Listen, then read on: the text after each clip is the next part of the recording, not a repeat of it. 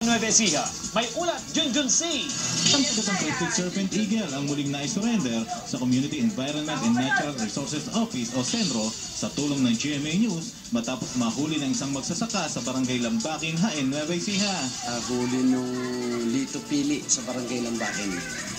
Siguro dun nga sa hindi nung tama sa dulo ng pakpak niya.